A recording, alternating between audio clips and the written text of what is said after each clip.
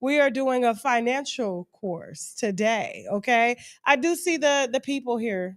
So I do see YouTube and Facebook streaming live. Hi guys. Hi. We're back for part 2. How you guys doing? We're good.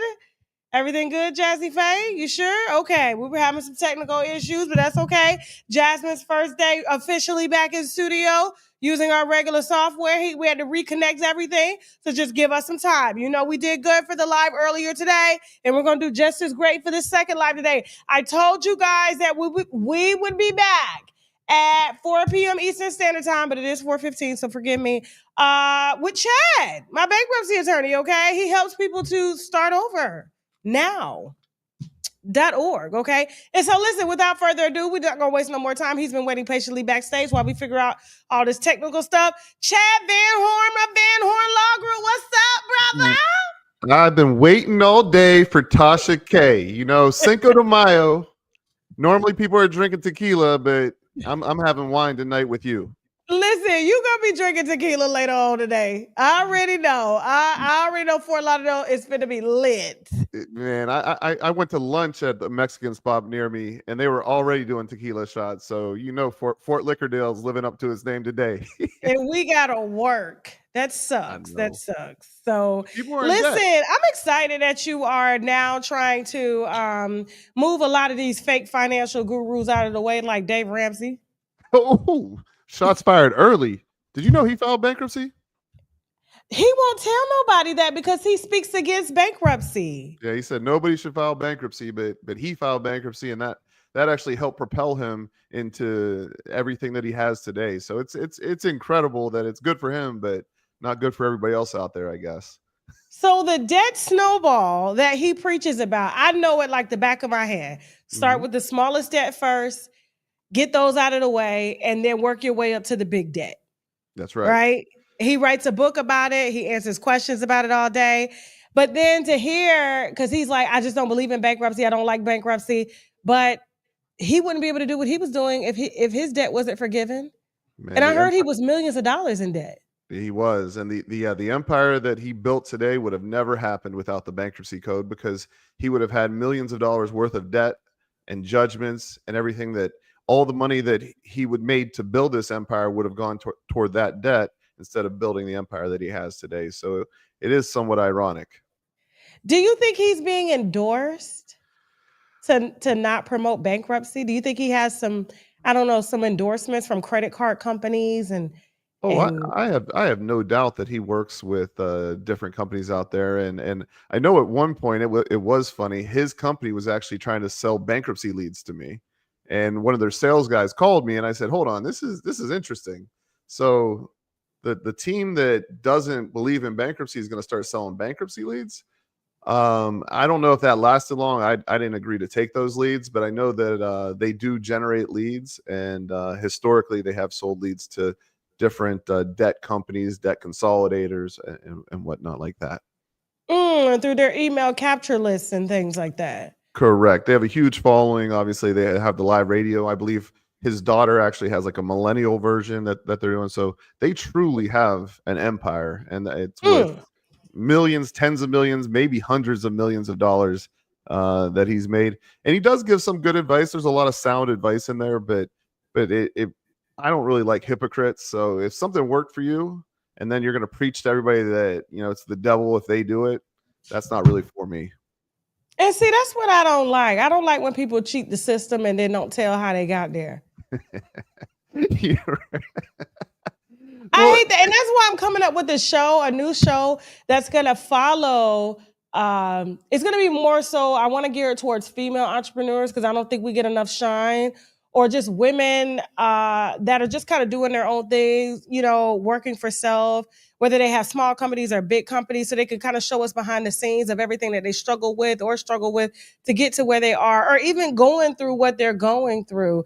I hate when people do not give us the blueprint to how they became millionaires and billionaires. I don't know, like that rubs me the wrong way. Me too. I hate the incomplete stories. The people that are like, you know, I built this all myself. I didn't need any help. It's first off, we all need help, right? And when you look into the background of really where people get to where they are, of course, there's a lot of hard work that goes into this. I see how hard you work. I see you're grinding. So a lot of that goes into it. You got to get some breaks Spit too. on that. You got to have a little bit of luck. Got to have a little bit of luck, and you just got to keep grinding and fighting and building and growing. And of course, it helps when people that have made it share those secrets with you. Like, hey, here are some little tips and tricks so that you might not have to grind as hard, or you may be able to avoid some pitfalls. But the people that just say, man, everything just worked out. If you just put your head down and work hard, unfortunately, it doesn't always work out. And that's okay. As long as you just learn and keep growing and keep following through, then eventually you should hit that success. Okay. So listen, me and Chad are going to be chit-chatting throughout the hour. I know this is a different segment. It's a new segment. And so the phone lines are open. The StreamYard link is open. You do not have to show your face. You can just use your voice, and you can ask Chad, the professional here, anything that you want to ask him. Okay. And so while we're waiting on you guys to get in here, I know people are, Dave Ramsey, he does have it where people are used to calling in now, but over here, they be afraid they're gonna get exposed or something. It's like, no, I'm broke too. Okay. Listen, we all in debt. We're all in this together. We've all been there, And just like including me. listen, let me ask you something, Chad. So if you get in debt, do you file your own bankruptcy personally, or do you have to hire another attorney? So I've actually represented other bankruptcy attorneys. They always say if you represent yourself, basically you have a fool for a client, because there's too many pitfalls that you can get in if you're fighting your own battles. I remember one case, Judge Ray. He's retired now, great judge. Somebody represented themselves, and it was an evidentiary hearing, and they actually got on the stand and would answer a question, and then got off the stand to ask the question, and then would run back and forth to answer the questions. And the judge is like, all right, this needs to stop. You need an attorney. This is a mess. So generally speaking, the smart attorneys are going to hire attorneys, and I certainly do that. For if I ever need an attorney, I'm going to hire an attorney. I'm never going to represent myself. It's just a bad strategy. All right, so here's the thing. I don't know if you heard today, I guess the Trump administration, they are starting to garnish people who owe on federal student loans. It starts today. Yep. Have you been getting some calls on that? I've already gotten calls on it. The garnishments have started to hit. And the problem with these federal garnishments too, it's not like a state court garnishment. I mean, they just take it directly out of the check. So they don't have to go to a judge. They don't have to do any of that. If you're in default for these federal student loans and you're getting some sort of government paycheck, Social Security, or a regular paycheck, they can just go to your job and start garnishing your check. And of course, they know where you work because you're filing tax returns. So they have all the information. That's why they're one of the most dangerous creditors you can have. Let me ask you a question about college. Let's talk about it. I got a child right now that's about to go to school, and I know I'm probably going to get dragged for this. But I said I'm not paying for it. I'm not paying for it. I guess, I went to college, and I feel like if you're not becoming a lawyer, which they say in 10 years, there won't be any lawyers because of AI. Do you believe that? I think there still will be high-level lawyers. For the lawyers that practice what we call door law, anything that walks in, they'll try to figure it out. I think they'll be replaced. But as far as the problem solvers, the higher-end lawyers, they're always going to be there, and they're going to utilize AI as we started utilizing AI recently. And but yeah, the lawyers are still going to be around. Okay, and the same in the medical field. They said that in the medical field, like, in 10 years, you won't need an actual doctor. It'll be AI that's doing surgeries and all of the complicated stuff. You're still going to have doctors there overseeing it. Just from a liability standpoint, they're going to need that as well. So I believe that it's going to make things much better, much more efficient. Obviously, AI is going to learn over the next 10 years. I can't even imagine where it's going to end up, but I don't think that it's going to completely replace the certain service industries. For certain legal assistance, it probably will, as far as document prep, getting documents, those type of basic things. Then you'll need to elevate your skill set from there and be able to utilize AI. But I don't think it's going to completely replace lawyers and doctors. I think it's just going to So make the good ones more efficient and better. So with AI replacing a lot of jobs that people spent hundreds of thousands of dollars to get degrees on and they have interest, should the Yeah. government offer some type of leniency for that, like a refund on the degree if the job is no longer available, but they paid for this? Well, what's crazy is if you think about it, the government and the schools are always behind, right? I remember probably about 5 years ago, they were trying to retrain everybody to be coders, right? If you learn how to code, you're guaranteed a Mm-hmm. job. If you learn how to code, you're going to be set for life. And guess what? AI is now replacing those coders. So people that spent money to go to school for coding are being replaced, especially again at the entry level. They're just being replaced by AI. And we've seen that time and time again. Should the schools or should the government step in? It's difficult because people are making choices, and I know these are 17, 18-year-olds that are making choices that are very expensive and can really have a very positive or negative impact on their life, but they are making the choice to go there and study this. So I think it's really encouraging more parents and students to look into really what is the future, because we thought that the schools and the government historically had our backs, and they would say, okay, yeah, these are the right things to do. And just everything has changed in the last 20 plus years. Okay. Okay. So we do have a few questions in the chat and things like that. I think YouTube has been having an issue today with all of the live streams, like because we went live earlier today and they said that YouTube, a lot of the other streamers that they were in, their lives were getting disconnected. So we're being told here that this live keeps disconnecting, but it comes back and it picks up, but it will process. Okay. And so hold on for a second. Because we got a lot of questions in the chat. Oh my gosh. Oh my gosh. Okay, Hopefully all appropriate. so My wife's watching, so I hope they're all appropriate. they're We don't appropriate. They're no appropriate. chatty daddy questions this time. They're appropriate. So they said I heard student loans can't be included in bankruptcy. Is that still true? That actually has really shifted over the last few years. The Department of Justice and the Department of Education have worked together to make it easier to discharge student loans in bankruptcy. So if you've been out of school for a while, if you tried to pay back your student loans and you're still struggling and you don't really have the income and you're not going to have the future income to pay it back, it might be a good time to revisit whether those student loans are dischargeable. They're called SLAPs, or student loan adversary proceedings. There's a lot of information. We put a lot of information out there as well, because historically they have been non-dischargeable and don't even try to discharge it. But now that's really changing. Okay.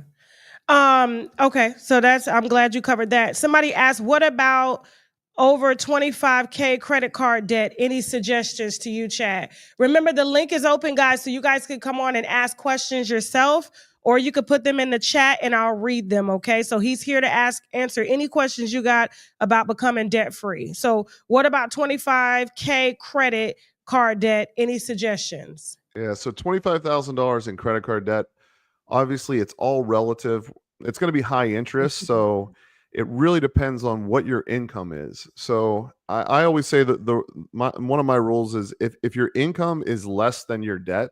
So if your annual income was 25,000 or less, you definitely should seek for a Chapter 7 bankruptcy. And then it's relative. The more income you have that you could put towards that debt. For about 25,000, you're going to need to be able to at least put together about $1,800 per month toward the debt alone. If you can do that, there might be a way to negotiate or settle the debt, and that would just be contacting all of your creditors, asking them if you can get on a payment plan where they'll reduce the interest rate to 0%. It may close the card, but at least you won't be paying that 29% interest. Obviously, if you can't make those payments, then debt negotiation comes into play, where you can just stop paying the credit cards altogether and then try to renegotiate terms that way. And then finally, then bankruptcy could be an option for that amount as well. Okay, if you want to talk to Chad personally, visit startovernow.org. We had a banner, but with the new software, we got to put that banner in. Do you have the banner? The Oh, startovernow.org. look at Uh, that. yeah, We're there we go. fancy. Fine, there we go. Now we Wow. in business. Wow. Producer productions on my nizzle. We do have somebody waiting backstage to ask you a question. We also have questions in the chat that I'm going to continue to read. We're here to ask Chad, not Chad, on how to become debt free. Okay. What's the name? What's it? Monique. All right, Monique, how you doing? Hi. What's up, Monique? Hey. Huh? Can you hear me? We can. Yes. Hey. Hey, can you turn us down in the background? Sure. Thank you. Remember, guys, the link is open for you guys to ask Chad anything. We'll just bring your voices up so your faces don't have to be shown. And you can ask any question that you want to ask without being judged, okay? So Chad is here and he done seen it all, okay? You're welcome, Fearless Love. She says, thanks, TK, for caring about our people. This is awesome. Anytime. Yes, anytime. This should be going to Chad. He do all the work, you know. Monique. Yes. What's your question for Chad? Where you calling from, first off? I'm calling from Cleveland, Ohio. Okay. Shout out to Cleveland. You have a question for Chad? Yes. I'm starting up my LLC, and Mm. I do have a bankruptcy from 2016, and I would like to know when will that come off? It's a chapter 7.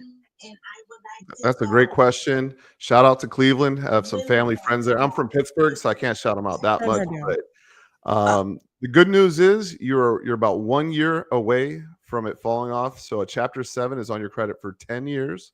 So you're only 1 year away. You've made it. Chapter 13 is on your credit for 7 years. So congratulations on your new LLC. I hope it's successful. And at this point, it really should not be impacting your credit that much other than just showing up on your credit report. Your credit should already be back by now. Okay, Monique, did you get that? I filed y- bankruptcy. This is my second time. It has never stopped me from starting a business. Is there a particular reason why you're asking him yes. when it will fall off? Yes, it is coming up on my hard credit uh report. Okay. It's hard to hear you, Monique. I think you got the background on and we're hearing us talk to you. Can Oh you turn yes, let that me turn off? it. Thank Yes, just you. one moment. Thank you. Thank I you. am so sorry. It's okay. It's okay, Chad. You got a lot of questions. People are saying they're trying to get on, but it won't let them get on the link. Are we dropping the link, guys? The link is pinned in the chat. Also, put your questions in the chat as well, okay? We're here to ask Chad how to become debt free, okay? Don't be scared. Don't be scared. I had to ask him how to become debt free. It's a lot of debt. That's right. There's Shit. a Yes. lot of debt out there. Okay. But yeah, Monique, you it should be falling off next year. But as Tasha said, it really shouldn't impact you in any way in your business and opening the business, even in getting credit at this point. If you needed secured credit, mortgages, all of that, that all should be available to you as long as your financial profile and everything is reporting correctly. Thank you, Chad. Thank you, You're, Tasha. you're welcome. Anytime. Good Good luck to luck on you. your business. Thank you. Bye bye. Anytime. Dang, I should have kept Monique here to ask her some more questions about her bankruptcy and how was that, her Yeah, experience. Is Monique next still time. there? Bring Yeah. Monique. Because Yes. people be afraid to file bankruptcy. How was your bankruptcy experience? Did you file a chapter 7? Yes, Tasha, 3 times. Oh, damn. Okay. And I guess each experience was amazing. Yes, it was. I really never had a problem getting anything after any of my bankruptcies, but I'm older and mature now, and I know how important credit is now. So, um, I should have learned when I was younger, but it is what it is, and I have a chance to correct and catch up with Do you own a 2025. do you own a house and a car? Do you own a house? I do not own a house or a car. I have Okay. a 2008 Ford Focus. Okay. Okay.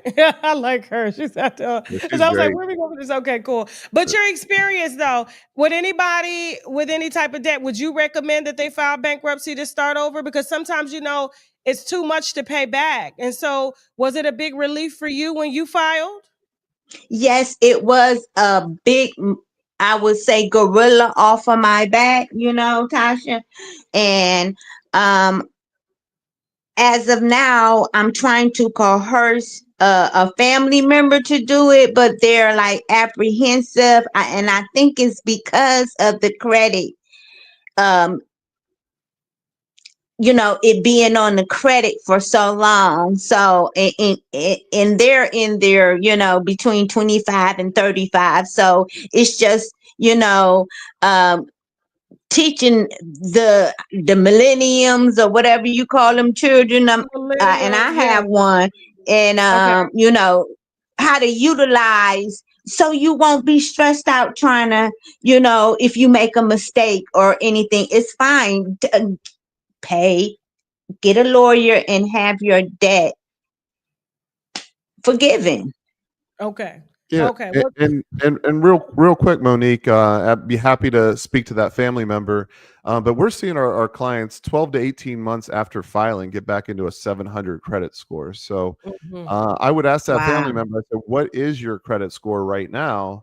And unfortunately, most of the people that are calling me, their credit score is already 400, 500. I even had one client that came in, their credit was so bad, it said NA. They wouldn't even give them a score. So if your credit is already struggling, sometimes the best thing you could do for your credit is file Chapter 7 and then start to rebuild. All right. So did you hear that, Monique? Thank you.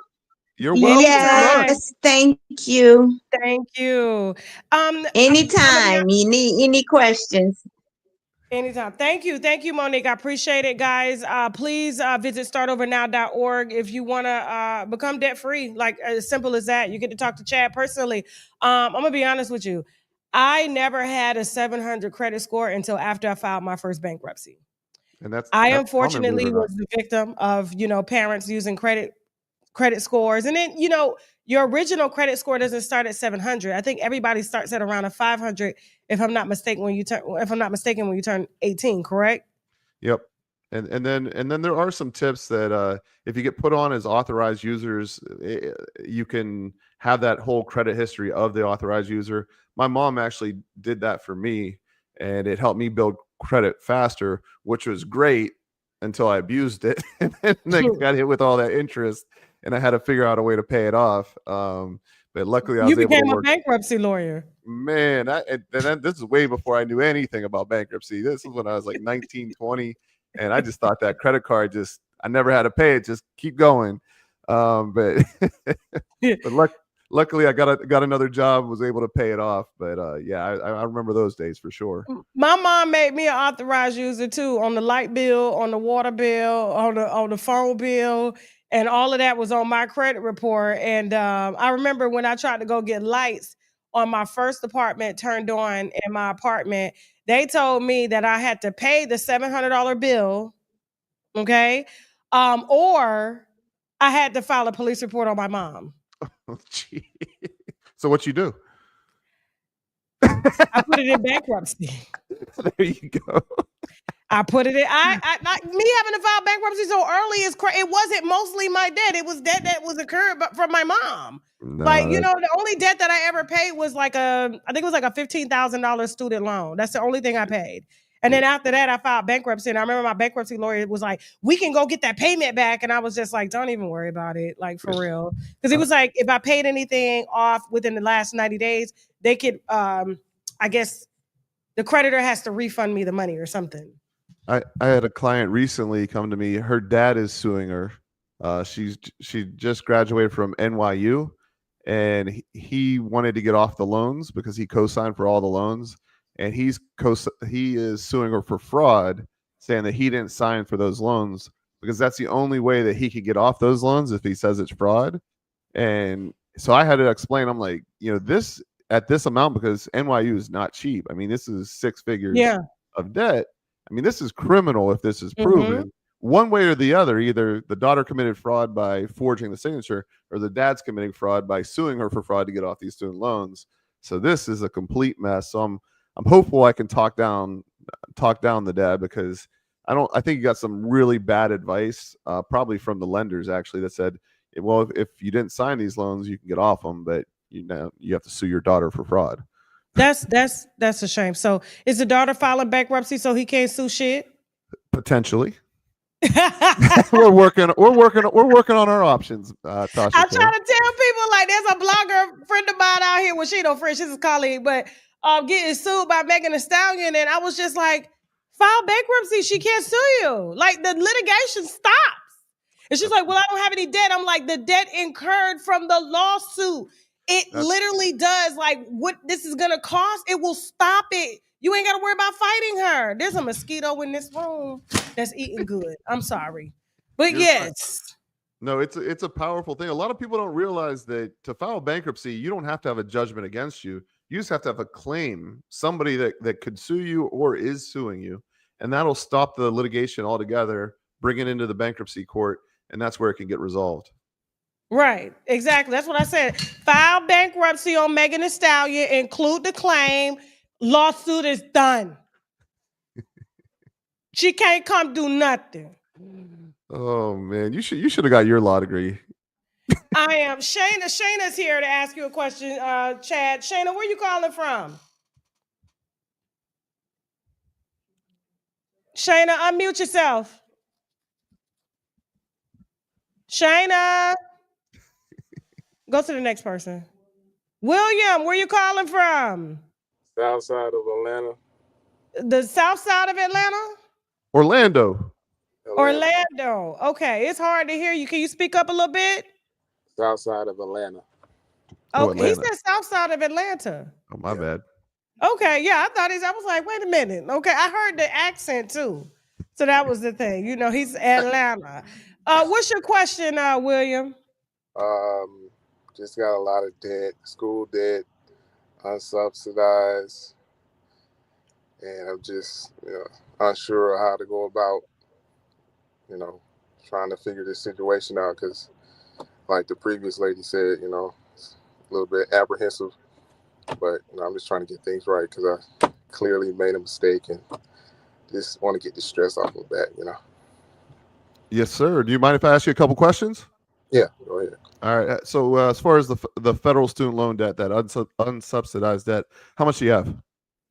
Unsubsidized is about 15, 16. And subsidized? Yeah, the regular student loan is like 60,000. Okay, so about 75,000 combined. Do you have any other debt? Yes, it's probably about 35,000 other debt that totals up. So we're probably over 100 now. And as far as income, what's your annual income approximately? I would say about close to 70,000. All right, 70,000. And household size? Do you have any kids? Married? Not married. One kid. Yeah, one kid. Yeah. So with those numbers, man, I'm talking to a bankruptcy attorney in Atlanta. You're surrounded by a lot of good ones up there, because that debt is just too much. When did you attend school? What year did you graduate? 2017. Okay, so about 8 years ago. So I would talk to a bankruptcy attorney, because that unsecured debt most likely can go.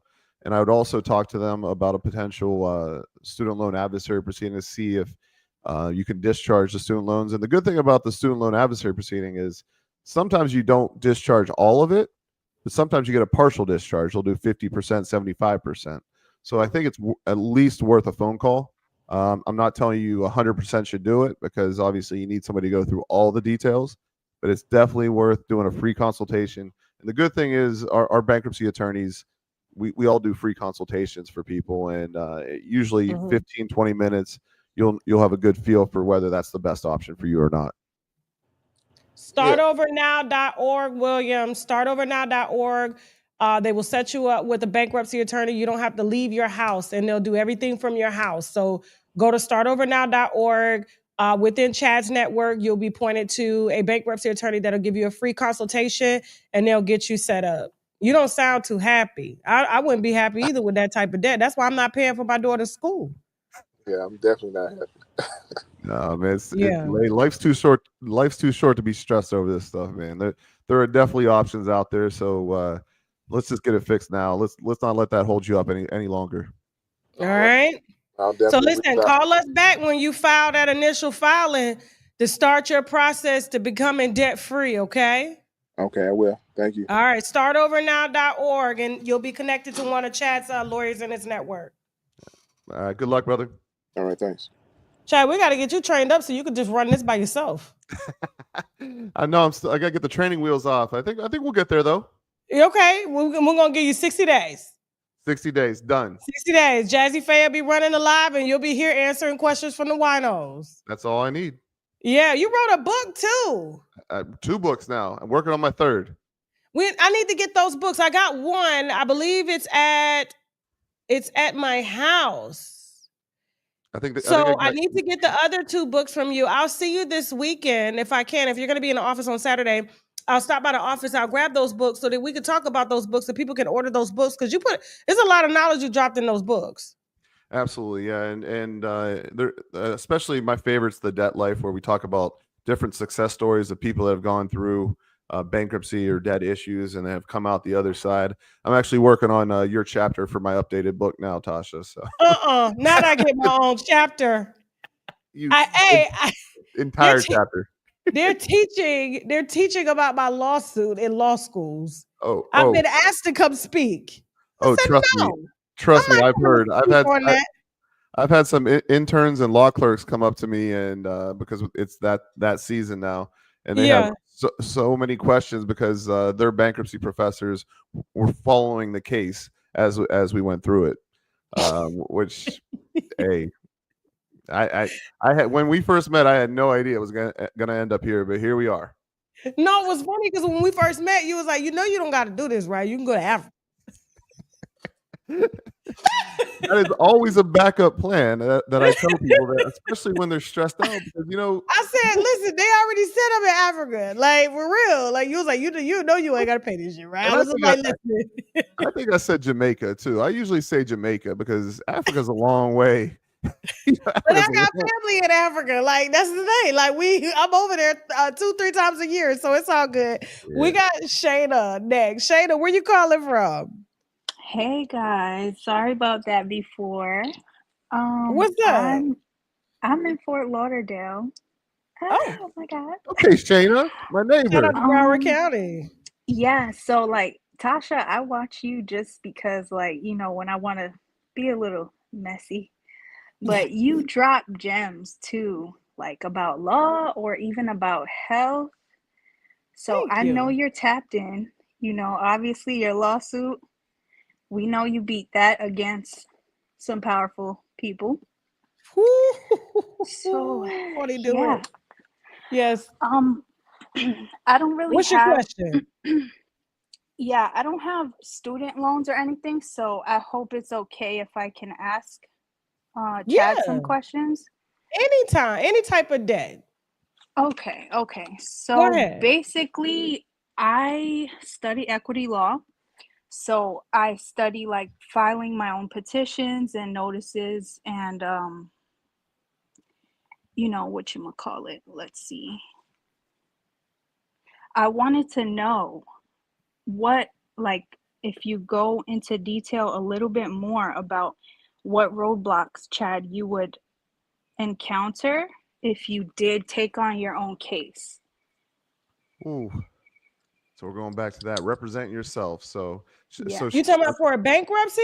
You trying to, or just represent yourself? I mean, yeah, because it's pretty much the process of law, like, is more so what I'm asking him about. But yeah, he can touch on bankruptcy. Okay. I just want to make sure it's got to do with becoming debt-free, like bankruptcy, because he does have an internship program and you are in Florida. and I'm sure he wouldn't mind like giving you information on that. That Yeah, so why sounds don't we do this? interesting. Just go check me out. Look, if you Google Chad Van Horn, call the Mhm. office. We'll set aside 30 minutes and I'll go through whatever you're working on and I'll give you whatever advice I can. How's that sound? I mean, yeah, I was really just coming on here more so to like talk about law because that's like the channel is not really about that. So I just popped on, I saw you guys, and I said, hey, let me just, I don't know what things you don't want to touch on. You know, I'm kind of like just being careful with what I say. No, But you're one thing, good. You're good. We just today we're talking about becoming debt free. And mhm, so maybe we can have another live stream about that. And so, but right now we just don't want to yeah. get off topic. That's all. Okay, so let We me don't ask think you that your about, question is a bad question or anything. It's just uh-huh. we're just trying to stay on topic. That's all. Yeah, no, like flagged. I don't want to get you guys flagged or anything. No, you But know we'll get a flag. It's all good. But listen, email me unwinewithtashak@gmail.com. I'll put you in contact with Chad, or you could just call the office directly, Chad Van Horn, and they'll set up a time for you, okay? yeah, can I ask you guys one other thing? Sure. So I'm pretty sure within the past few months, you know, Trump had mentioned something about removing or kind of like revamping administrative court. So, you know, that's where we go to pay fees that keep us in debt, like traffic, parking, what other? Like taxes, liens, all that stuff. So, what are your thoughts on that? So as far as administrative court, I mean, all of that is state run, and we see the issues at the DMV where people are scalping tickets to the DMV. Did you see that, Tasha K? I didn't see that. What happened? So people were making reservations for the DMV and then selling them because it was impossible to get an It appointment. is. Wow. I So lost my license 6 months ago. I still have yet to get into the office wow, to get a yeah. new license. So the cities and the municipalities and the state are cracking down on that and making that a crime where you can't sell your DMV slots. Obviously President Trump says a lot of things, but as far as the action that's been happening locally is going to be your city, county, and state officials. The administrative fees eventually hopefully will start coming down, but I'm not seeing that happen right now. So hopefully in the future, but right now everything's just becoming more expensive, it seems like. True. It would be a drastic change.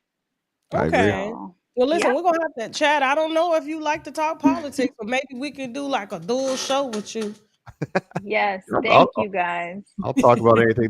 Thank you. Thank you, Shayna. Okay, cool. Remember, guys, Chad is here to take all of your questions on whether or not you qualify to do bankruptcy, or he can offer you some solutions on how to become debt free without having to file bankruptcy, because he does a lot of that as well too. He's written 3 books on financial stability and things like that. And so, yeah, I'm glad that we have him here, and we got to get him trained up so he could just run the live by himself on the channel and just, drink some wine with y'all. Okay. So who?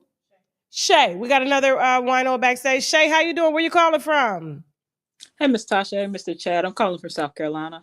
Shout out to South Carolina. What is your question for Mr. Chad today? I just had a quick question about a car loan and bankruptcy. I actually just officially sent all my paperwork to my lawyer, so I am filing a Chapter 7.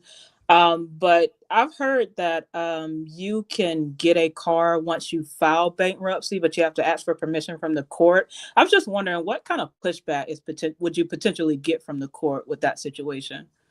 So believe it or not, it's a very easy, straightforward process, and there are companies that specialize in helping you get cars while you're going through bankruptcy.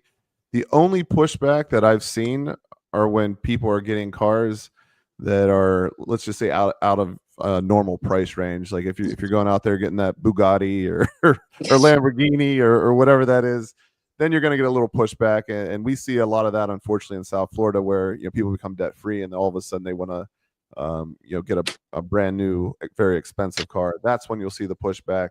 But if you're talking, you need a car to get back and forth to work, a reliable vehicle, Yeah. there won't be any issue getting that together, as long as obviously you qualify financially, you have the income, because that's what they base it off of, is your income, because obviously your credit score is going to be recovering still. Okay. Gotcha. That's it. Thank you. Yeah, good. Hey, good luck to you. Thank you. All righty. She probably feeling good already. Right?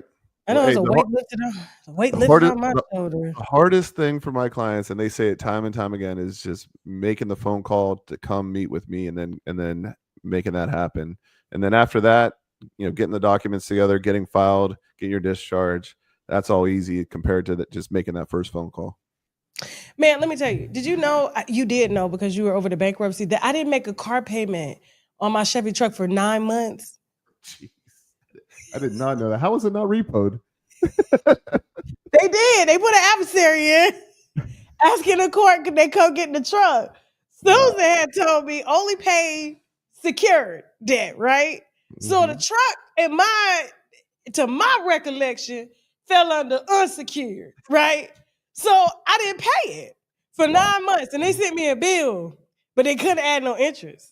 And so it was only for the $9,000 because the truck was $1,000 a month. So yes, and people was asking, how you get a truck payment for $1,000 a month? Well, I signed a 7-year loan on the truck, and it was $70,000, and I pay $1,000 a month for 7 years. That's wild. But we ended up paying it. I regretted making that $9,000 payment and should have just let them come take it. Sometimes that's the best thing, especially if you're in a bad deal. I had a client today. They owed $50,000 on a 2014 Honda Civic. Oh, what? A Honda Civic, 2014, 11-year-old car. I said, how do you owe $50,000? And they just rolled bad loans into bad loans. I was like, we're getting rid of this car. So we're getting rid of that in a Chapter 7 real quick. And a lot of people be upside down like that. Oh, the numbers are insane that I see. Insane. I don't even know how the funding gets approved, honestly. What I never understood, we got people waiting backstage. What I never understood is that how you buy a car, they repo it, give it to somebody else, but you still owe money on that, but they're charging somebody else on that car as well too. Yeah, because what they do is they take it to auction and they crush you in fees. They auction it off. Whatever they get from the auction, they apply towards that balance, and you still owe the remaining. So yeah, and then the dealer or whoever sells the car again, it's a racket. They probably got about 15 people paying on that one car. Yep, and that's what they want. That's crazy. That's crazy to me. That's what they want. Crazy. Who's Zanetta? Zanetta, how you doing? Where you calling from, Zanetta?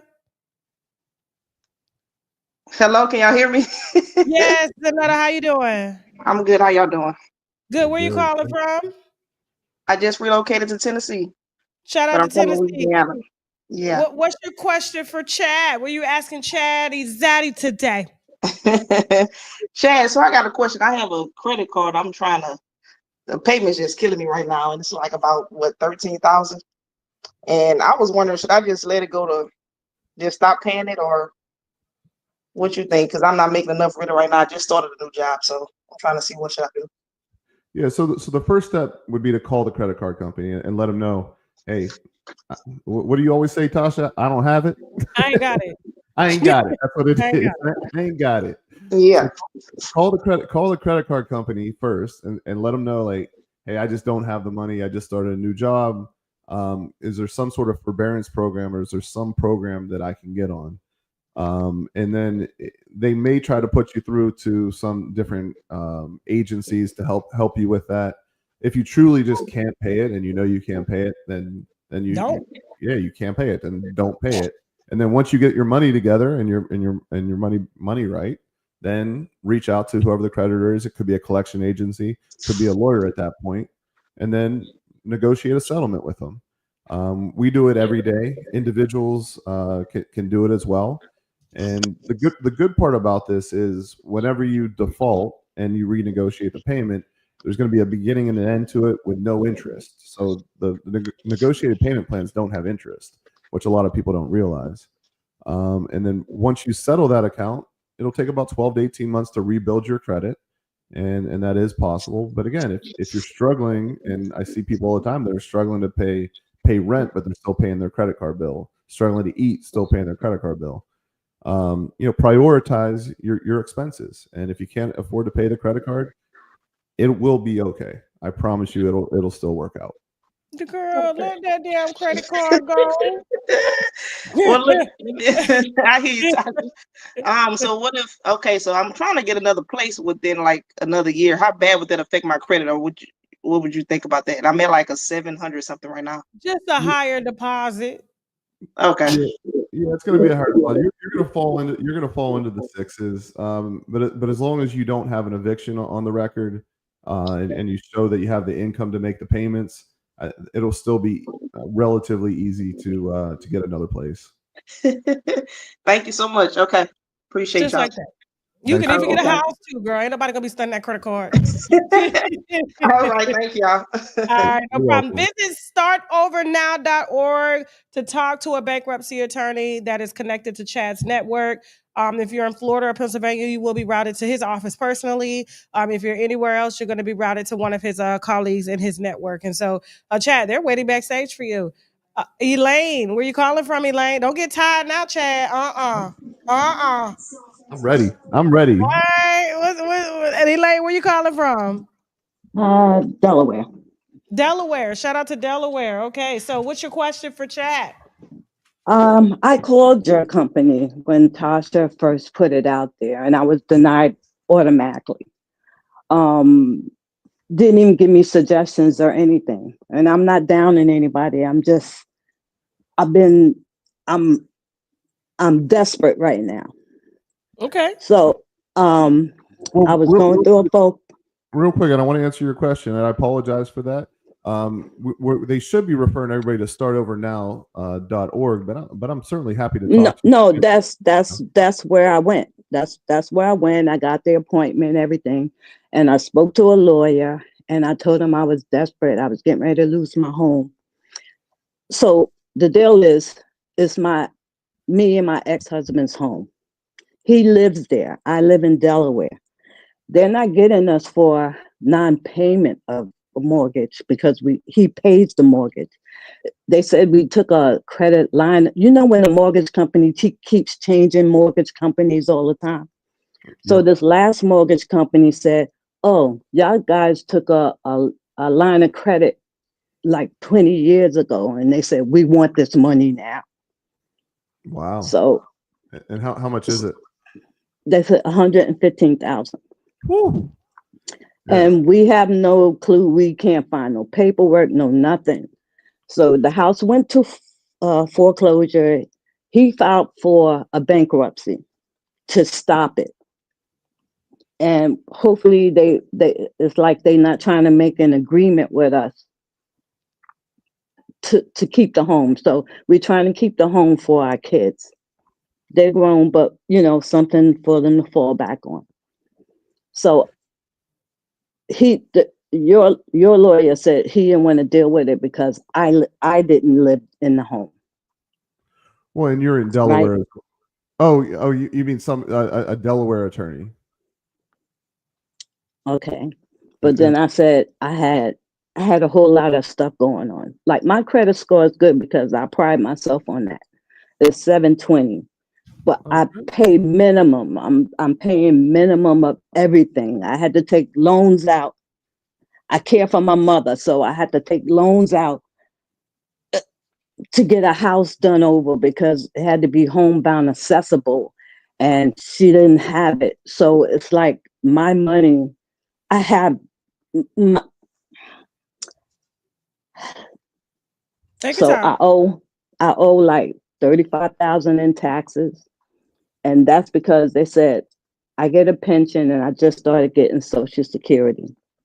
So they said that I had to take out $800 a month in order for me not to be able to pay taxes in Delaware. But I can't live if I give them $800 for taxes, right? So I owe taxes. Then I take loan out to pay this and pay that.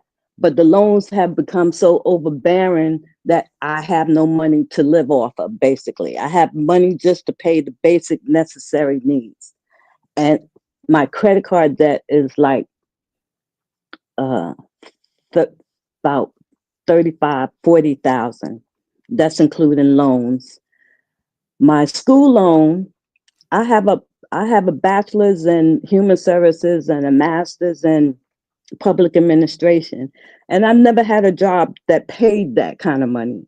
So I owe $98,000 in school loans, and I'm just like, I can hear it in your voice for sure. And there are I've options. tried everything to try to, but doing minimum payment, I can't never get a credit card, and because I don't have cash, I have to keep using the credit card, Yep. No, and I'm it's a downward cycle spiral for sure.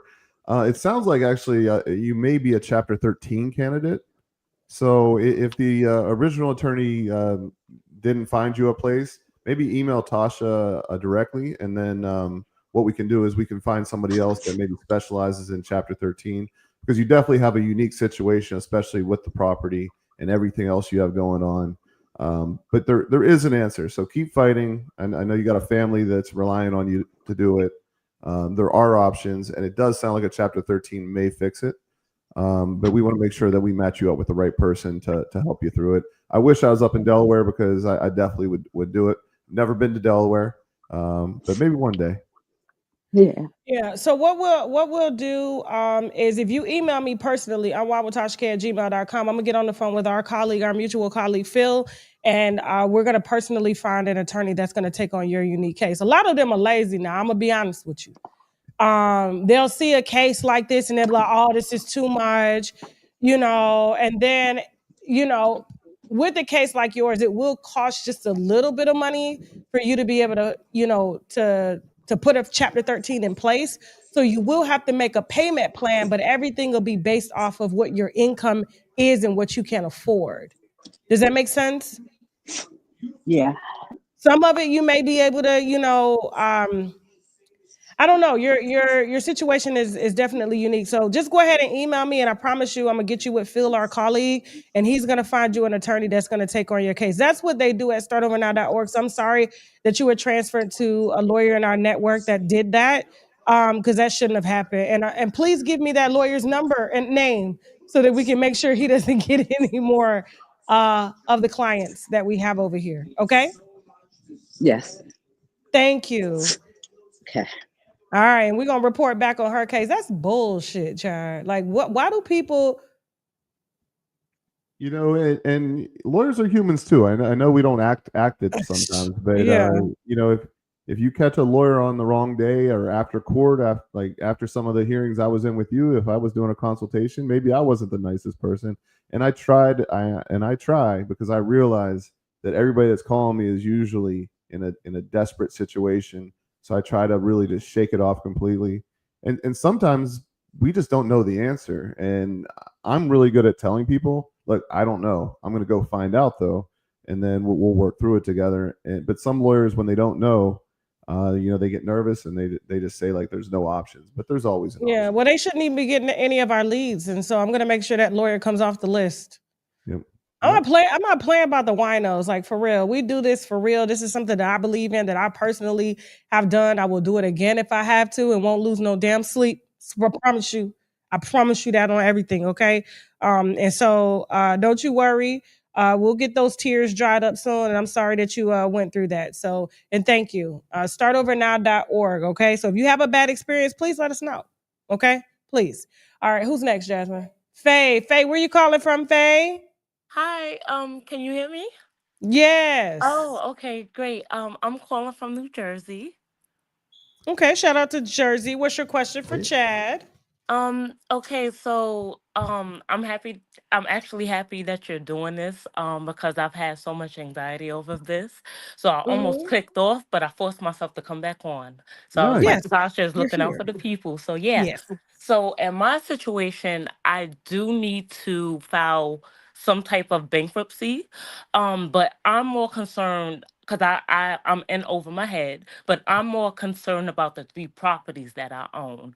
How does that work with bankruptcy? Yeah, absolutely. So each state has their own exemptions in bankruptcy, meaning things that you can keep while you're going through a Chapter 7 bankruptcy. If you're above those exemptions, you either have to pay it back or they'll sell those assets. It sounds like your situation would be a Chapter 13 as well, where in a Chapter 13, you get to keep all of your assets and then you renegotiate a payment plan over a 3 to 5 year period. And at the end, whatever's left over is discharged. So Mhm. make sure whatever attorney you end up speaking with, you obviously let them know about all the properties.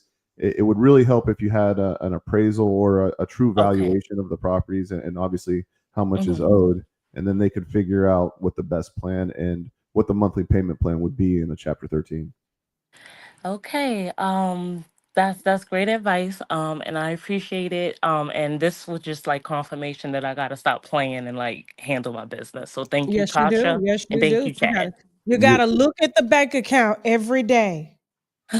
It's hard. Look Yeah. at it, examine it, go through it. That's the only way you're gonna get over this mountain. Okay. I tell Yes, everybody that all the time. And visit startovernow.org. If you are in the Florida and definitely. Pennsylvania area, you will be automatically transferred to Chad. Or if you're out of that area, you will be transferred to a lawyer within his network. And like I said, if you have a bad experience, you please let us know who that lawyer is and they get kicked out of the network. Okay, I'll do that. Thank you so much. And when you have a good Uh-huh. experience, come in here and tell us Yes. about it too, Tasha. Yes. Come on. Come on. Okay, Please. We got a thank you lot of so good much, lawyers out here. guys. We Good do, luck. we do. But the lazy ones we need to know because I ain't finna give all lawyers a bad name. Like for I real. agree. I'm here Yes. for it. Like I got good defamation attorneys now. Great defamation attorneys. They wear all the shits. Okay? Yes. All right, that's good to know. And I like how you stood up for the young lady that called back, that you actually really care about us. Yes. So I like that. So thank you Thank- guys. Bye. Oh, All right, good anytime, luck. anytime.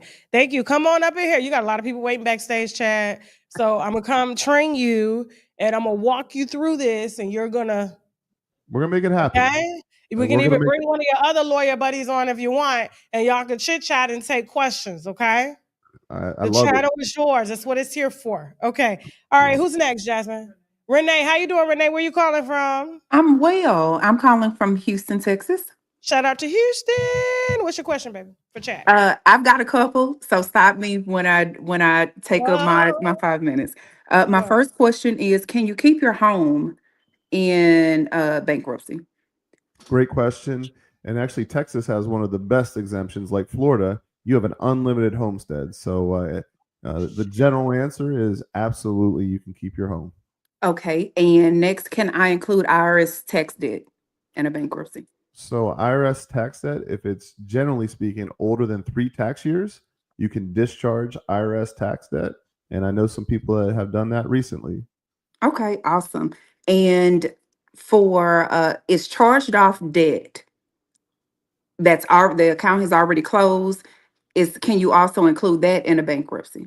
You're actually required to include charged off debt. So Okay. charged off is just an accounting term that the banks use basically to take that loss in this calendar year. So it really doesn't impact the status of the debt toward you. I know that shows up on your credit report, but it really doesn't impact it at all. And yes, it is. It should be, and it must be included in the bankruptcy. Okay, and is my 401k considered disposable income or accessible?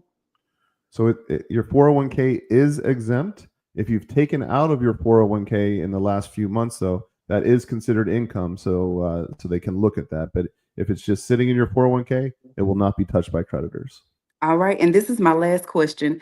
Do banks close your checking account for That's a filing great bankruptcy? That's a great question as well. In general, no, they do not. But be careful if you owe a bank money and you bank with them, they have the right to offset, meaning they can freeze your bank account and take the money out without you agreeing to it. So if you are going to default on a credit card with a bank that you keep your money, take your money out before you default on that credit card. But they will not, generally speaking, shut down your bank account. So if I have a Chase credit card that I'm defaulting on and I also bank with Chase, you're saying maybe I need to switch banks? Well, at least while you're going through this, take the money out of Chase. You can leave that account open, maybe leave $5 in there, but Oh, just take okay. the money out and put it into another bank account until you get through it. And then once you're through the bankruptcy, if you want to start banking with Chase again, you absolutely can. Okay. All right. Thank you guys so much for this. I already did the inquiry and never responded back. So this is exactly what I needed. I'll be responding back to the company who reached out to me. Many All thanks to right. you guys for doing this. Start Good luck. overnow.org. Let's go, girl. Let's get that deck going. I am. Bye, guys. Yeah, Bye. all right, that's funny. That's funny because like I had my IRS debt included in my bankruptcy. And I took my money out of the bank. That's why it was only showing that I had $92 in my account when I filed. Man. I reported it, but I was just like, they No, was trying to garnish me. you got. I mean, you got to look out for yourself, especially if you got to pay rent, you got to pay your car note, you got to pay all these things, and then once your money's frozen, it takes forever to get it unfrozen. So Man, they was on the Breakfast Club talking about Tasha K filed bankruptcy, said she only had $92 to her name. And I was like, now y'all know that's some fucking lie. But it's cool. Like, we gotta do what we gotta do. And we here now. All right, cool. Cheryl, where you calling from, Cheryl? I'm gonna have you do the next thing. Where you calling from, Cheryl? I'm gonna have you do it, Chad. Go I'm ahead, calling Cheryl. Where you from calling from? Atlanta. Shout out From to Atlanta. ATL. What's your Yes. question for Chad today? Chad, listening to the other callers, mine might not be as urgent, but senior citizen, 66 years old. I have my biggest expense is my mortgage. Mhm. And I want to know, how can I get rid of my mortgage? Yeah, that's I'm seeing a lot of senior citizens, especially people on fixed incomes, that are struggling recently because everything costs more, right? Everything's more Yes, and expensive. here's the thing. My house, I have a lot of equity. When I bought the house, it was about 140,000, and now it's valued at 350,000. So I I want to know, should I sell since the craziness is happening in the market? That the it may go down in value. I'm just trying to figure out what my move should be with all of the uncertainty that we are facing right now with that man in office. So No, I get it. How much do you owe on the I mortgage? need to know if there's something I owe on the mortgage. I think about 139. I've been in my house since 2016, and when you first starting, you paying most of it to interest. I try to make at least one additional payment each year, so that has helped me. But that mortgage is kicking my butt. And what's the And it's a monthly? very affordable mortgage, so I'm thankful to God about that. Yeah, so if it's affordable and it's still kicking your butt, what I would do if I were you is I'd cash out. I mean, the market is still relatively hot right now. You have a lot of equity, and then you've owned the property long enough where you're not going to get hit with income tax on the 250 up to $250,000 as well. So I think it might be time to let's cash out, and then if you're retired, that's your retirement there, and just have that money in a passive investment that's safe, because obviously there's a lot of unknowns right now. So the safer the better, and that way you won't have to worry about struggling to make that payment every month. Okay. Well, thank you for that.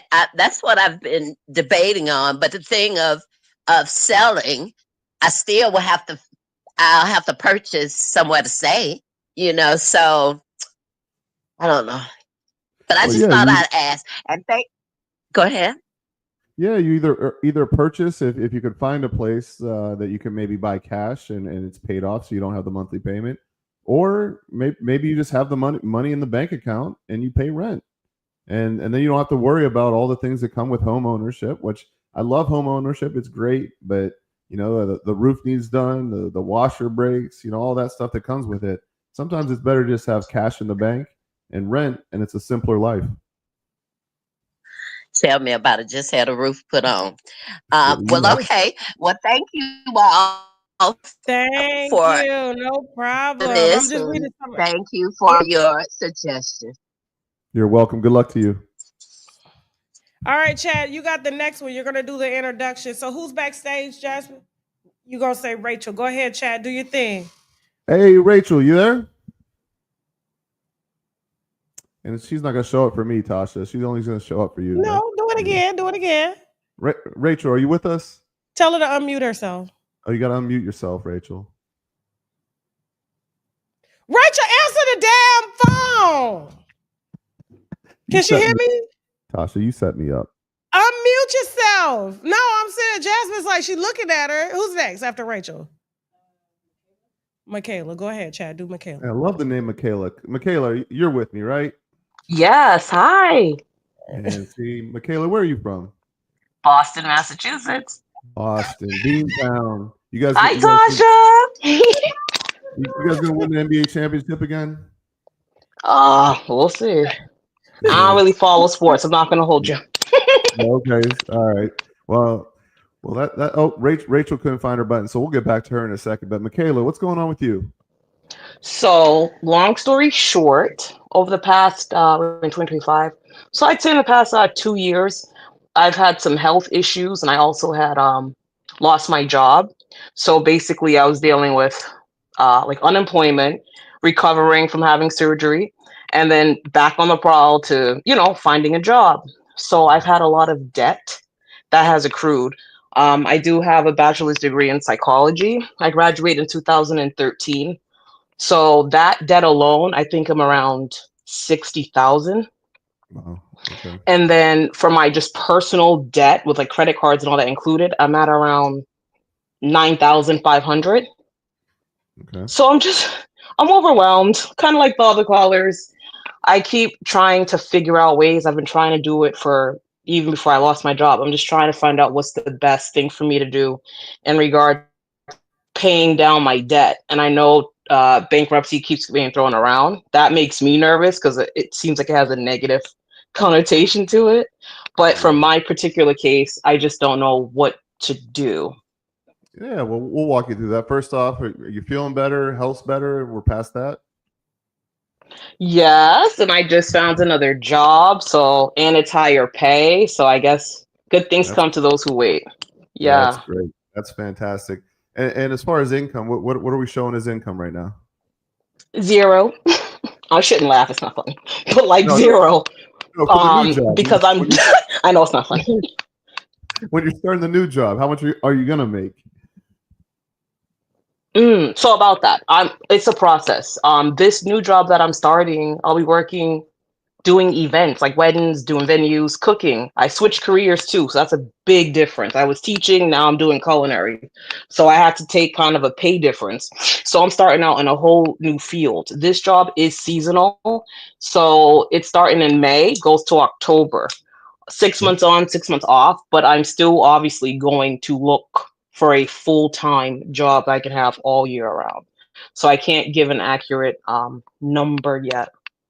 Gotcha. So I think you should do a bankruptcy consultation, and not specifically for the 9,500. Obviously, that would be included. But I think you may be eligible for a student loan adversary proceeding, where you could potentially discharge or eliminate the student loan debt. And obviously, if that's possible, then I 100% would recommend a Chapter 7 bankruptcy on what you're telling me.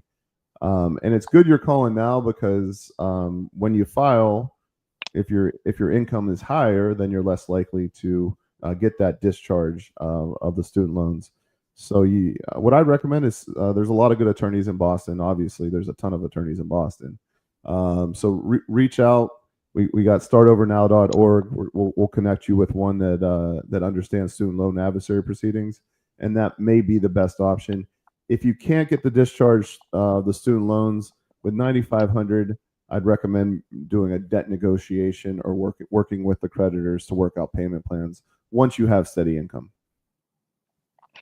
And because I have multiple credit cards, so would it look like me calling up each credit card, bank, whatever lender, and saying, "Hey, I only have this amount," or like you're saying, like negotiating wise?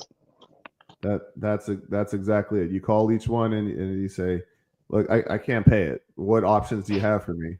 And then they'll go through a couple options, and if those still don't work, say, "I still can't pay it. Do you have any others?" And if they say no, then you just stop paying, and then wait a few months, and then call back again and say, "Guys, I told you I couldn't pay.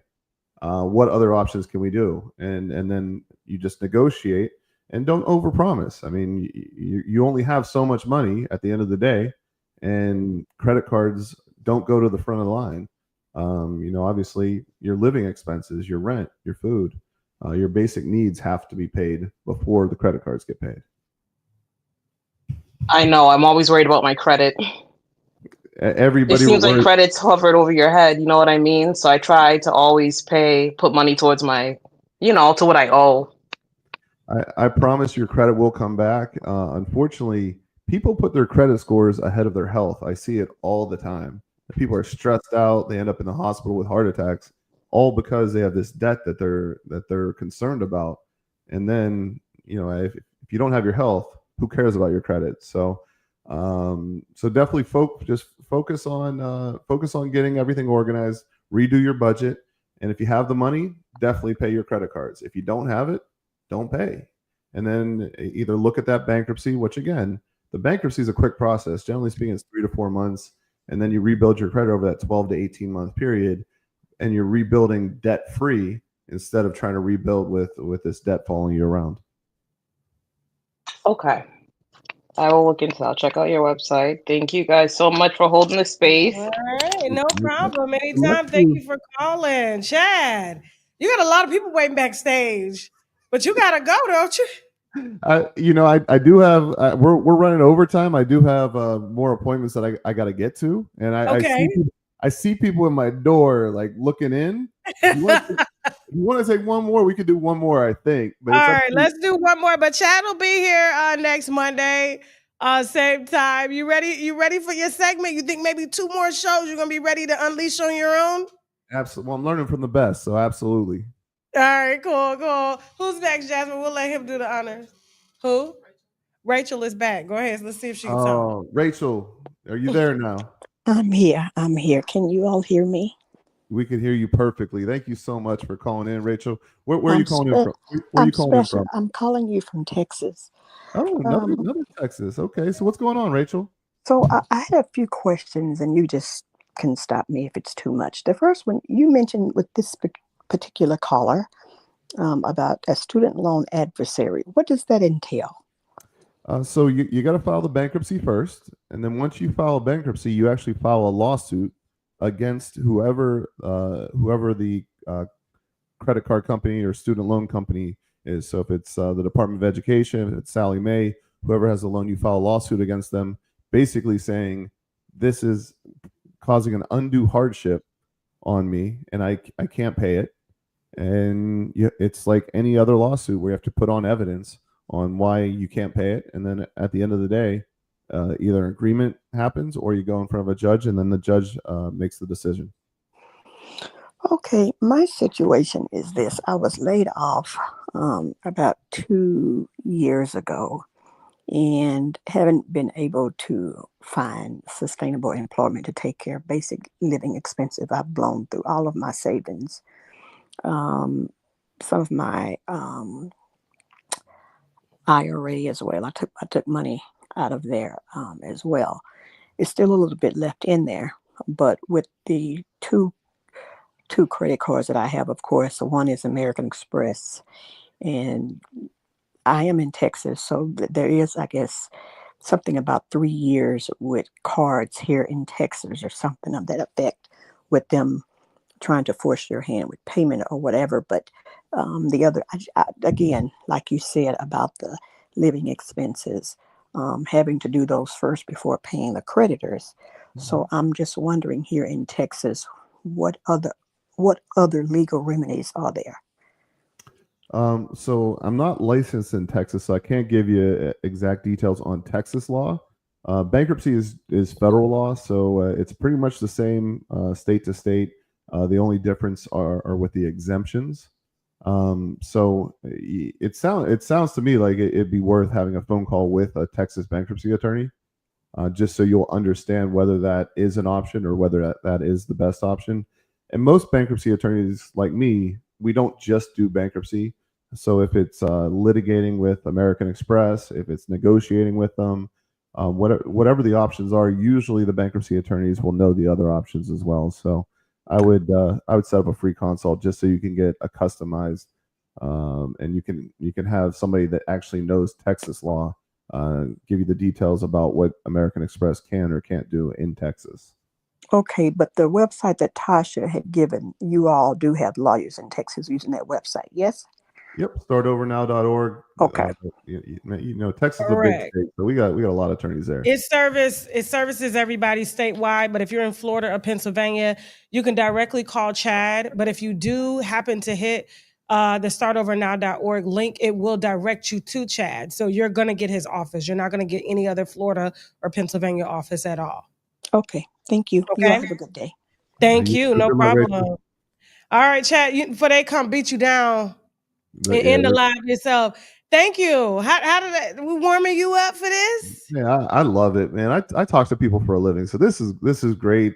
And my favorite part about what I do is you can just hear it in their voice. Once there's a plan, they're like, I'm gonna sleep better tonight. Yeah, I'm gonna take care of this debt. I'm not gonna let this rule me anymore. It's so much fun. I appreciate everybody that called in. Anytime. So next Monday, same time. You know it. I can't wait. Ask Chad, okay? This is a debt-free live stream. If you are not trying to become debt-free, go somewhere else, okay? But if you're trying to become debt-free, have your ass up on this live next Monday, same time. That is 4 p.m. Eastern. Actually, 5 p.m. Eastern Standard Time, okay? For Chad, 4 p.m. for us. And, but it doesn't matter. Also, guys, anything that I'm missing besides going to startovernow.org, or you can contact Chad's office personally at the Van Horn Law Group, and I'll make sure I have his details at the bottom of the screen next time too. So if you live directly in Florida, it doesn't matter if you're in Jacksonville, Panama City, it doesn't matter. You can still call his office and he can get a bankruptcy going for you, or litigate for you if you have problems with creditors. Free consultation. See, oh, we got it. There you go. See how I just envision things and then it comes up. Man, you guys are so good. We're behind today. Monday has just been it's like Mercury retrograde going on or something. I don't know. Like some today has been a crazy day, but man, this was so much fun. I'm glad this was definitely the highlight of my day. I'm glad. Thank you so much. Guys, we're here to help. Visit startovernow.org, or you can contact Chad Van Horn directly at Van Horn Law Group in Fort Lauderdale, Florida. Don't get too drunk tonight for Cinco de Mayo, because I know what's about to happen. I done ran into you now. I'm like, Chad, they said I'm going to jail. You like... You remember when they were saying I was going to jail for filing bankruptcy with you? I do. Unbelievable. Man. That tequila is going to hit tonight. I can tell you that. Okay, cool. Thank you so much, Chad. We'll go ahead and drop you off. I'm going to stay right here with the winos for a second. Love you. See you next Monday, 5 p.m. Eastern Standard Time, okay? Have a great week. I appreciate you. Thank you. Bye-bye. All right, guys. Thank you so much for being vulnerable with Chad. I like that. So here's the thing, winos. The winos are always right. Okay, let's get that straight. We don't do these shows, even though, yes, we're advertising a product or a service. That still doesn't mean that the people who are selling that service get to treat you any kind of way. Okay, period. So if you have a bad experience, whether it's with shoptkdeals.com and any of the products, or, with startovernow.org or any of the lawyers, please email me and we will rectify it. Trust me. Even with TashaKLive.com, the winos are always right. I do not take your money for granted. Y'all work just as hard as we do here. And if there's something wrong, we're going to fix it. Even if that means giving you your money back and still letting you keep the product. So just know how serious we are about that. So I appreciate the wino that came on here to say, and there's one that wrote in as well. Trust me, I already got a team meeting being set up with Philip. He is our bankruptcy liaison attorney that connects us with partners within Chad's network, and we will be rectifying that. I don't give a damn who it is. If you treat a wino or any of our viewers wrong, you will not get any leads from us. You're off the list. They can go find leads somewhere else. Okay? I love you guys. We'll see you next Monday with Chad. For Ask Chad, any questions that you have, we are going to be kind of training him up so he can do this live stream by himself with you guys, and Jasmine will be his producer, and he can answer some questions for y'all, okay? And y'all have a whole hour with him every Monday, okay? I love you guys, and with that being said, now we got to go. Bye.